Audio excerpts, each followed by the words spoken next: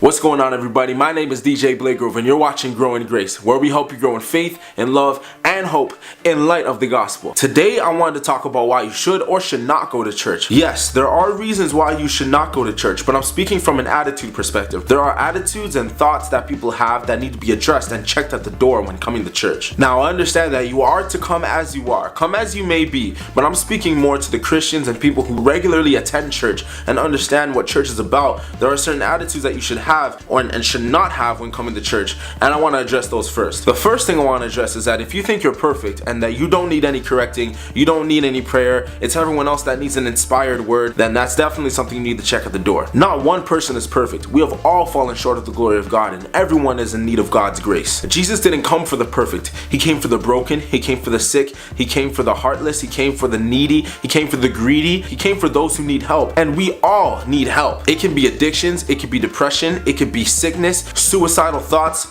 low self-esteem. Everyone has a sin of some kind that can only be permanently dealt with at the cross of Christ. And for people who think they're perfect, their issue is pride, amongst a host of other sins once the issue of pride is dealt with. Feeling like church is only for good people is like thinking that the gym is only for people who are in shape. That's simply not true. The same way people sign up for gym memberships, dietary plans, and other fitness and nutritional endeavors is because they are not in shape. It goes for the same people who are broken, who are hurting, suicidal, lost and confused people who are sinful, evil people. We all need Jesus, and we're all in need of his grace. If you're looking to spread gossip and discourage others, if you're looking to be the best dressed in the room, if you're looking to judge other people of their sins and their mistakes and their shortcomings, all these things need to be checked at the door, because there is no place for that in the church. One thing I do want to keep in mind is that there is no such thing as a perfect church, especially because the church is not referred to as the building or the physical structure. It is rather the gathering of people who come together under one purpose. My hope is after watching this video, you'll reconsider taking some time out to go to church and get plugged into a local body. Okay, so why go to church? The reason you should go to church first and foremost is to meet Jesus.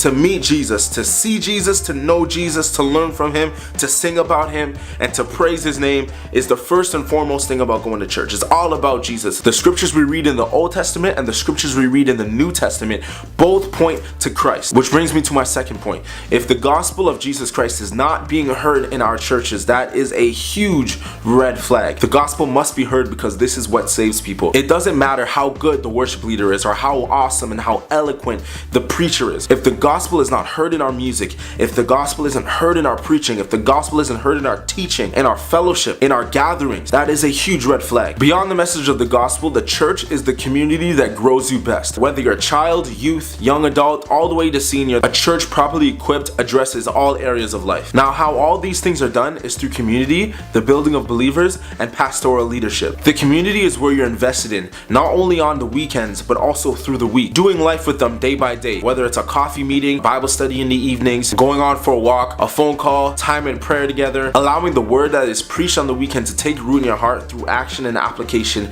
and through the community of believers helping you grow through that process. Whether it is someone that approaches you in love, challenging a certain sin in your life that needs to be addressed, or maybe someone that is coming to you for prayer for a certain thing that is going on in their lives, the end goal is to grow Christians into mature believers to accurately bear the image of Christ, both in character and in deed. There is so much more I can say about church, but I wanted to keep it very short, very simple, because I was really more so addressing unbelievers and people who don't really go to church. Maybe you only go to church on Easter, maybe you only go to church during Christmas, or maybe you don't go to church at all. I want this message to encourage you and allow you to know that the church is here for you. For whatever you're in need of, the gospel can address it. Know that when you've fallen by the wayside and when you can't find your way, the church is here for you. We're here to pick you up, we're here to walk with you, and we're here to do life with you. We love you, but even more so, God loves you. But that's all I have for today, y'all. Always remember to keep reading, keep growing, and I'll see you in the next one.